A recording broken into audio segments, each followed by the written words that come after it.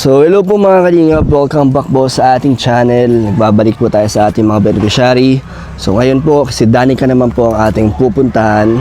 And kasama natin si Beshi. So thank you Beshi. Ikaw ang pangalawa kong nakasama sa aking muling pagbabalik sa diet. Nakaraan si Papa Joms Kaso kinontak namin si Beshi no, ni Jomar. Kaso Palis na kayo. nakaalis na kami. Dapat tatlo kami. Pero sa susunod, sama-sama tayo, no? Sama-sama po kami para mas masaya. And ngayon po, sinama ko talaga si Beshi kasi alam ko magaling siya mag-comfort or magbigay ng advice. Kasi si Danica, balita ko, medyo may pinagdadaanan yata eh. Hindi ko alam kung tungkol sa puso ba or saan. Pero kahit saan, Beshi, kaya mo bang Oo, kahit saan yan, boss. damayan? Kahit Ano ba yan? Bilang Beshi ba yan or Kalingap ang Roy? problema niya ay sa lalaki. Apesi tayo. So, Babae, apesi pa rin. Beshi pa rin. Pero ito po mga Kalingap, meron po kasi akong gustong ipaalam kila Danica sa mga beneficiary natin, kila Francesca, kila Christian, Tristan. Sa lahat po ng beneficiary ko is, meron po kasi kaming plano ng family ko kung sakaling matuloy man po. Pero ano pa naman po ito, pinag-iisipan pa namin ng maigi. And meron po akong i-upload para tungkol po dito sa magiging desisyon namin. Abangan nyo na lang po or kung gusto nyo pong malaman, so panoorin nyo po pag in-upload na namin yun.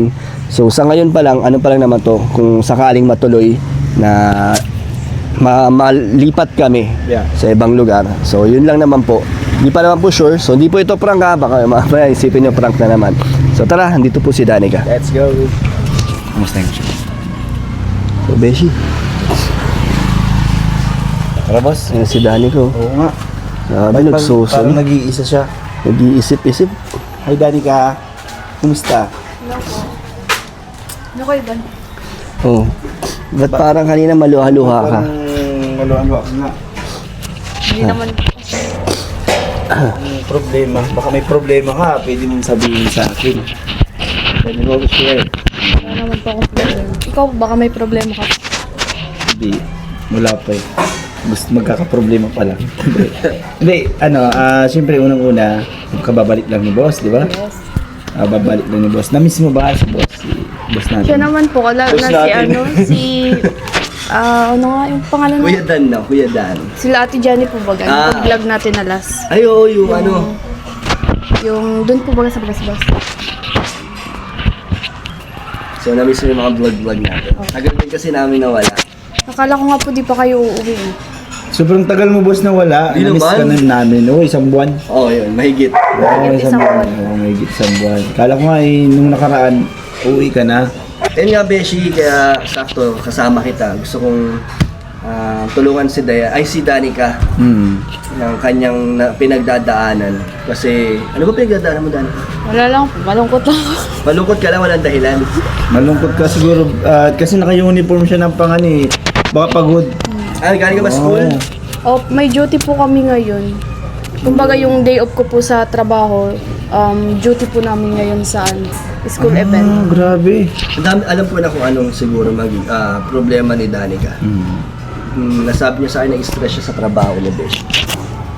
Parang lahat nagpatong-patong na, mga schedule niya sa school, sa trabaho, tapos yung mga kasama niya pa yata, na-stress siya. Makaka-stress talaga boss sa tingin ko sa trabaho niya. Di ba nakapunta na tayo sa trabaho niya Oo. before? Ano kasi no, laging pinupuno ng customer. Oh, and bukod dun boss, parang bihira sila magupo. Nakatayo lang. Lagi Nakatayo kayo lang po nakatayo talaga dun. kami. Oo. Di siyempre mga alay yun. Tapos ngayon, dapat day off mo nga. Nandito ka sa school. Opo. Kasi ano po ako ay officer po ako ng council. Kaya yun po yung duty namin. Wala po kaming face to face mula 18 hanggang 21. Kaya yung kahit may kami, kailangan po mag-duty kami. Kasi yun po yung kailangan namin gawin. Kaya pala malungkot sa boss. Ano ba, nahihirapan ka na ba? Hindi naman po Patong-patong na ba? ako nahihirapan. Mapagod lang po talaga. Hindi ka naman nakasuko. Hindi naman po. Hindi susuko, malakas yan eh. Oo nga eh. Kaya nga cream siya eh. Huwag ka rin malakas. O matatag dapat ang mga cream kasi nga hindi pa yan kung sakaling makapasa ka. Siyempre magti-training, di ba? Hindi pa yan yung pinaka ano nyo.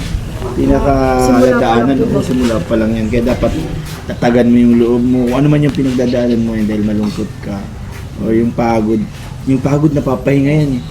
Pag napagod, magpahinga, Pahinga. tapos balik ulit. O no? balik ulit. Laban Parang ulit. ano lang, reset lang. Tinatawag. Huwag lang susuko. O wag lang susuko. Reset mo lang lagi yung katawan mo.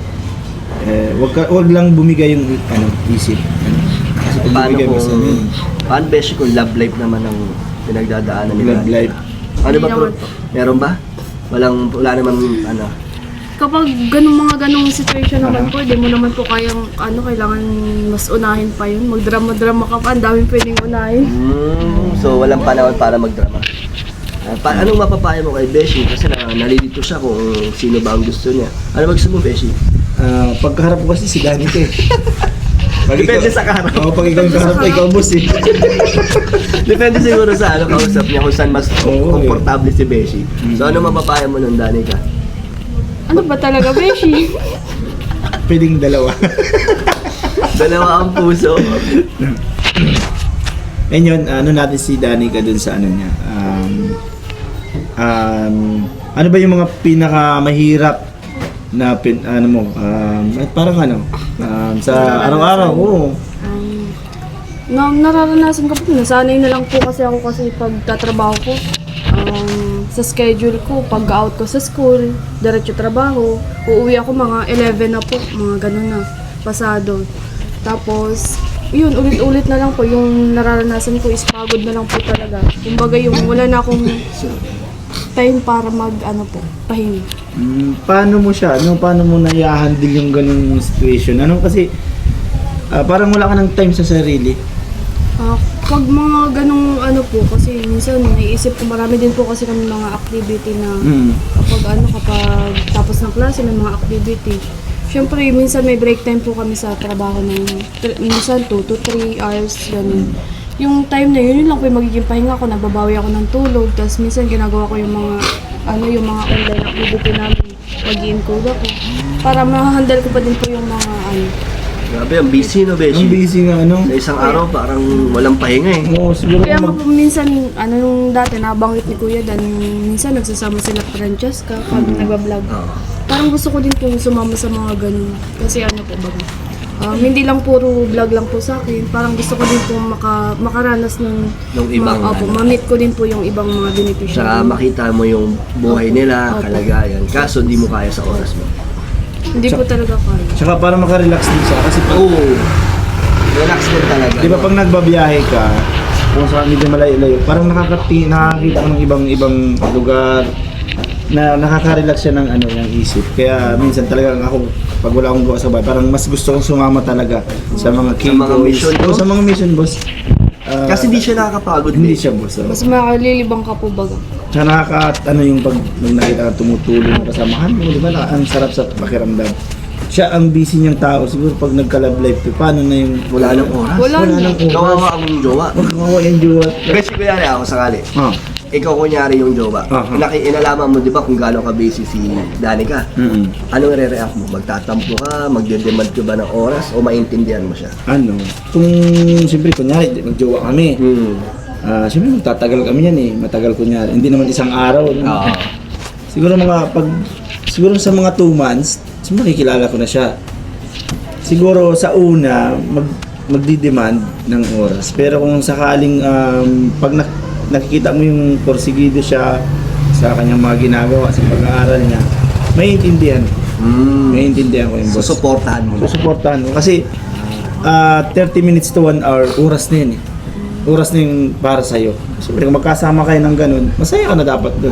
So kahit hindi ganun katagal, basta makasama mo siya. Oo. Yun ang love. Ready na si Beshi, parang gusto na magpasok sa relationship. Ready na, no? Oo, yun ang love, no? Kasi kung i-demand mo sa taong busy na kailangan ko ng maghapon, kung paano naman yung sarili niya? Paano yung pangarap niya, ano? Oo, yung pangarap niya. Saka hindi, boss. Dapat balance po. Paano kung mag-breakdown naman yung katawan niya? Di ba kasi sobrang pagod, tapos hihingin mo pa yung oras na yung dapat ipapahinga niya. Di ba? Yun yung ko, para sa akin. Napaka-understanding pa. Oo, yun yung para sa akin. Pero yung sa mga unang part nun, pag hindi mo pa siya kilala, magdi-demand ka magtatanong. Andun yun. Tapos habang tumatagal kayo, doon mo siya makikita lang. Ganitong tao pala to. Napakasipag pala nito. So, kailangan ko to, mahal ko to, kailangan ko to suportahan. Baka may ideal man dyan kay Beshi. Kasi yung boylet ko. Ideal man. Walang time sa akin. Oo, ba't parang nagreklamo ka, Beshi? Kala ko naiintindihan mo. Naintindihan ko na nga eh. Kaya doon nga ako humuhugot eh. Oo. Doon pala nang gagaling. Oo. May pinagdaanan mo pala. Busy na kasi siya sa coaching. Ah, coaching. Coach Sino ba Romeo ba yun? yan? Si Romeo, shout out sa iyo Wala na eh, wala ka ng time sa akin, puro na dun sa mga... Kaya kung kanina pa lang sumasama. Oo, para malibang isip ko. Kalad ka rin na lang ba? Oo. Kung sino yung kasama mo, yun yung bebe mo. Pwede rin. Ikaw, Danica, ano masasabi mo kung yung partner mo is hindi ka maintindihan sa yung ginagawa? Kunyari, kabalik na rin ng mga sinabi ni Beshi. Toxic na, kunyari, sobra nang mag-demand na, or siguro nami-miss ka lang talaga, or gusto ng quality time, pero hindi kaya, ano masasabi? Bali, kung gano'n naman po yung masasaktan din po ako. Kasi kung unang-una, di ba, ang lalaki naman po bagay nag-first move lagi sa babae, manliligaw, papasok ka sa buhay ng babae. Pero kung gano'n naman yung ipapakita mo, bakit hindi mo po kayang intindihin yung babae, yung sitwasyon niya? Tapos, basta ka lang magdidemand ng ganun. Buti lang po sana kung wala kayong gawa pareho. Pwede naman po yun, bakit hindi? Pero dapat lang ginagawa niyo po is may limitasyon. Kasi hindi lahat ng oras nakaayon po sa inyo ang panahon. Dapat mas i-priority pa din po yung sarili kaysa sa mga kagustuhan na So, dapat focus muna po, unahin muna ang sarili. tama, galing no? Matured na matured. Di ba ang sabi mo, lalaki ang nagpa-first move? Ba't si Beshi lagi nagpa-first move? Siyempre, ako yung babae. Pero, ang ganda, anong topic natin, may mapupulot na aral din yung mga kabataan, or yung mga may sitwasyon na busy yung kapartner. Sa ano po ba ngayon, sa generation po ngayon, halos yung mga kabataan focus na din sa love life. Sa nakikita mo, talagang mas gusto nila yung love life na gano'n. Kahit mag-ano ka po, kapag kunyari, taong bahay ka lang, tapos lumabas ka, makikita mo dyan, nagde-date, kung saan-saan po ba. Tapos puro bata pa, no? Tapos syempre, sa akin po, naano ko na yung magulang nila, focus sa hindi nila alam yung anak nila, nakikita nila kung saan-saan. So, ikaw, ano masabi mo sa mga kabataan na mas inuuna ang pagla-love life kaysa sa pag-aaral or Bali, actually, hindi naman po masamang mag-love life ka kasi nararanasan po baga natin yun, yung mga puppy love, pero ano po natin sa sitwasyon, kumbaga yung edad natin, kung ano ba dapat yung mas i-priority. Yung puppy love, pwede pa natin i-set aside. Pwede mo maging crush, pwede ka magpasok sa relationship. Pero dapat yung mga sinasabi ng parents mo, yung gusto sa'yo ng magulang mo, yung pangarap mo, is hindi nawawala sa sarili mo. Lagi yan nakatata kasi huwag kakalimutan. opo, madali lang po pumasok sa relasyon, pero kapag yung dumating na po baga sa mga sitwasyon na mahirap nang lumabas dyan, lalo na kung magulang din ang maghihirap po. Kaya dapat pag-isipan mo ng mabuti bago gumawa ng desisyon. Ano, Ano na, sang-ayon ka Beshi? dun, Beshi. Sangayon ako doon. Parang ikaw ang tinatamaan sa sinasabi nila. Kasi bata pa ako. Bata Parang sinabi mong ikaw yung sinatamaan, parang walang direksyon yung puro love life lang yung ginagawa mo. Puro No? love life lang. Tinamaan ako doon. Wala na direksyon yung buhay ni Beshi daw. Yun pa lang yung papasaya sa akin yung love. Sinaktan mo si Beshi. Ikaw comfort ka nga niya pero sinaktan mo ang damdamin ni Beshi. Grabe naman, Beshi. Huwag ka nang masaktan. Hayaan mo naman. Dapat ako yung comfort niya, no? Uy, comfort mo na, Danica. Beshi. Yes. Ano ba yun? Yes. Dapat, yun, sabi mo nga kanina, balance lang. Kung ano man yung nararamdaman mo, kasi may pagkukulang sa'yo yung kung sino man yung gusto mo, dapat intindihin mo din. Sinong Sino nga mga? ba? Sinong mga gusto? Marami kasi. Hindi ko po alam kung sino ba yung gusto niya eh. Mga eh. Pag mga kasi ano yun eh. More. More, grabe. More. More. Madami. Or, Ayun. balance lang. Balance lang talaga. Doon man boss sa mga masasabi ko sa mga kabataan. Pag-asa ng bayan. Pag-asa ng bahay. Iba na talaga ngayon boss eh. Hindi ko naman ilalahat. Baka Ibash tayo. may ibash tayo dyan na hindi ko naman nilalap, pero talaga kakaiba ngayon. Parang mas mabibilis yung mga kabataan ngayon, no? Oo, kasi Mapupusok. meron akong may mga din akong mga nakikita talaga. Minsan, ito sa side pa ng pamilya ko din mismo. Talagang sa murang edad nagkaanak. Ganun, talagang masasabi natin na sobrang mapupusok sila. Kaya yung sa mga kabataan ngayon, isipin po muna ninyo bago nyo gawin. Huwag nyo, ito, tatry ko to, i-explore ko to. Ay, ganito pala. Hindi nyo alam yung kalalabasan ng sitwasyon nyo. Kaya, bilib ako sa kanya kasi sa edad mo ngayon, hindi ka pa, anong ilang taon ka na ngayon? 11 years old. Pa-12 pa lang ako. Patulog ko pa lang sa hagis ko napakabata. 7 years ay ano, Ilan taon na? 20? 20. Hindi, yung iba kasi 20, 18, 19, may asawa na. Totoo yan. Totoo yan, oo. Minsan nga 15 to 16 dati, no? So, bilib ako sa iyo kasi nga na-handle mo lahat. Grabe yung sacrifice mo sa sarili mo, trabaho, tapos school. Kaya wish ko sana makapagtapos ka. And yung pangarap mo, makamit mo sa buhay. Malay natin, makita kita dyan sa sintro. Sasaluduhan kita. Saladuhan. Sasaladuhan. Salud- Salado yung pinto. Saludo? Sasaluduhan kita. Ano? Sana. Dadating yung ganun pa, no? Oo, kasi cream siya eh. Ano ko pa naman yan, ang pulis, dati kong pangarap yan. Ba't di natuloy? Hindi kasi kaya namin. Ano na ang pangarap mo ngayon? Hindi kasi may edad na tayo, hindi na tayo pasok sa ganyan. Kung mag-aaral pa tayo ng college, wala na. Hindi man. Ang buhay bagay, hindi karera. Meron nga mga senior, nag-aaral pa din. Gusto nila makapagtapos. Oo, sa pagtatapos, pero yung pangarap ko na maging pulis, Hindi na pwede. Hindi na pwede kasi sa edad Lampas ko, na. Ilang lampas taon ka na ba? na, 23.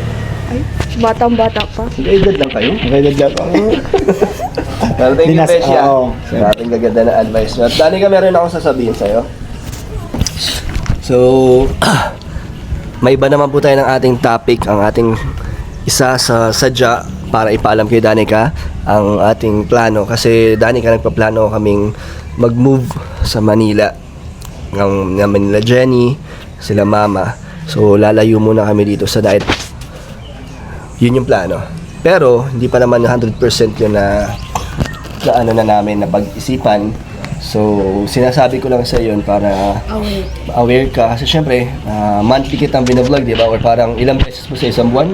Dalawa? Minsan 2 beses po. So, syempre baka nakasanayan na natin at yung mga viewers natin, syempre, hanap-hanapin din kayo. And nasabi ko rin po ito kay Brisbane, Australia, na kung sakali ba lumipat ako or lumayo sa diet, is ano na magiging plano niya, kung tutuloy pa ba niya ang pagsuporta sa inyo. And sabi niya, oo daw, ikaw, si Francesca, si Manilyn, ay tutulungan niya pa rin kahit wala na ako sa diet. So, ang tanong niya lang is kung paano kayo vlog or paano niya makikita na natatanggap niyo yung mga binibigay niyo para sa inyo. So, syempre, ang sabi ko naman, pag-iisipan kung sakaling tuloy na talaga yung paglipat namin, gagawa ako ng paraan na mapakita natin sa kanya na nakakarating sa inyo yung mga binibigay niya. At naisip ko nga kung lumipat na kami, kaya mo bang mag-vlog ng sarili mo? I mean, kaya mo bang i-vlog na ikaw yung magiging vlogger, tapos isa-send mo lang sa akin yung video, so ma-upload ko pa sa YouTube ko. At charity ko pa rin yun kasi 'di ba, magbibigay pa rin naman ako sa ng allowance kasabay ng pagbibigay ni Brisbane. Syempre, 'di ba, tinutulungan ka ni Brisbane sa yung pag-aaral, 'di ba? Ngayon magto-third year na po si Danica this coming school year. So grabe, third year na si Danica. From first year lang natin siya nakilala, ngayon magto-third year, nakakatuwa. So kaya mo ba yung parang request ko sa'yo? Bali kung ganun po yung situation nyo nga po at lilipat po kayo ng Manila, tapos gusto pa din po ni Brisbane tulong sa amin, which is malaking tulong din po yun sa amin kahit na malayo po kayo. Yung kung ang magiging rule po natin kapag nag-alis na po kayo, kung sakali man po is mag-vlog ng mag-isa or Kaya ba nun? parang para i-upload mo po. Wala naman pong problema para mapakita ko din po kala Brasbay na hindi po nasasayang yung tulong nila sa akin. Oo. At nakakarating po sa akin ng maayos yung mga tulong nila.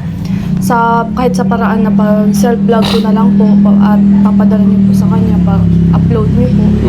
Para yung, kumbaga kahit malayo po, patuloy pa din pong nakasubaybay siya sa amin. Diba? Kahit ba malayo po baga yung natin. May ano pa rin. Opo. May paraan pa rin kahit na magkalayo na tayo. 'Di ba? Malayo tayo sa mga beneficiary natin. And thank you kay Brisbane na hindi niya kayo bibitawan. Na talagang patuloy pa rin ang suporta niya. Ano pa naman to? Siguro until next month kung i-vlog ko ulit kayo. Yun ay magiging final kung ano yung magiging desisyon namin kung tuluyan na ba kaming lilipat. So, malalaman niyo po yan mga kalingap sa mga gusto niyo pong subaybayan ang aking magiging plano. May a-upload po kami dyan kung matutuloy po ba kami. And syempre, ipapaalam din natin ito kay Kuya Val, kay Kalingap Club na formal tayo magsasabi sa kanila. So, basta kung ano man yung magiging plano namin po, mayroon po kaming separate na vlog po dyan. So ngayon is ina-aware lang natin sila Danica, sila Manilyn at si Francesca din. So, nakakalungkot din ba kung sakaling matuloy kami lumipat? Oo naman po kasi kapag nagbablog po tayo madalas minsan kasama po sila Rosie, si Ate Jenny po, tapos yung anak ko ni Ate Jenny. Si Tiona. Opo. Medyo naging ka-close ko na din po kasi si Tiona nung pumunta po Oo nga, kami sa inyo. kasi ang naging natin, mga bonding, hindi lang puro sa vlog. Opo. Meron din tayo parang naging natural na magkakaibigan, parang gano'n, no, magkakasama. At yun yung maganda sa Kalingap, no, Beshi? Talaga yung samahan yung One as family. Ayan, feel mo na hindi ka lang beneficiary, no? Hindi mo ramdam yun. Parang iisa lang tayo lahat. Yun yung maganda. So, yun din yung nakakalungkot na nasanay na tayo, naging close natin yung mga beneficiary natin. Pero, ayun nga, meron pa naman, ano pa lang yan, 50-50 pa lang naman po yan. Kaya, ngayon, magbibigay na tayong allowance. Galing kay Brisbane, Australia. So ngayon, fully paid na ang tuition mo. Yes po. Yeah, wala nang fully paid na dahil yung kalahati kasi ng tuition ni Danica ay sinasagot na ni Brisbane. Wow, grabe. Bukod pa doon, may monthly allowance pa. And syempre sa akin din, nagbibigay tayo. Ito, 2,500 galing kay Brisbane. Thank you po. Thank you po Brisbane sa monthly allowance na binibigay nyo at sa pang-tuition. Ito naman galing sa akin, 2,000. Grabe. Danica, alam ko ngayon sa panahon ngayon, medyo mahal na ang bilihin. Pero malaki pa rin ba yung para sa inyo? Malaking tulong pa rin. Malaking ba yan? tulong na din po ito sa akin lalo na hindi lang po sa akin, kay mama na din po kasi yung hindi lang po baga ako yung nakapokus sa pagtulong nyo. Binibigyan ko din po si mama kasi alam nyo naman po baga yung situation namin. Lalo na ngayon, sobrang hirap na po ng pamumuhay. Si mama, nagtaas po bagay mga bilihin. Siyempre, yung mga paninda, magtataas din po yun. Bali, wala naman po akong ibang isipin ngayon kasi napul nyo na po yung, yung tuition ko. Maraming salamat po sa inyo, Kuya Dan, kay Brisbane po. Sa lahat ng mga nakasuporta po. Siyempre, salamat din sa walang sawang pagsisikap at pagiging masipag, di ba? So, tuloy-tuloy mo lang yan para... Gagawin ko naman po yung lahat para hindi po masayang yung tulong na ibinibigay niyo po sa akin. So, ayun, medyo ngayon nararamdaman natin yung lungkot at mas nakakalungkot kung talagang tuloy na tayo. Pero may dahilan naman po kung bakit namin napag-isipan or kung ba't namin gagawin. So, si Beshi, ayun, magpaano tayo dyan. Yung mga K-boys na isa-isahin natin yan kung sakaling na talaga. Pero kung final na. So, bangan nyo na lang po. So, ayun, thank you so much po. Thank you po. Kay Danica, may pasok pa po yan. Nasa school pa po talaga siya. And kay Beshi, thank you Beshi. Grabe. Sa mga supportive natin mga kasama dito. So, thank you again, Brisbane, Australia. And bye-bye po.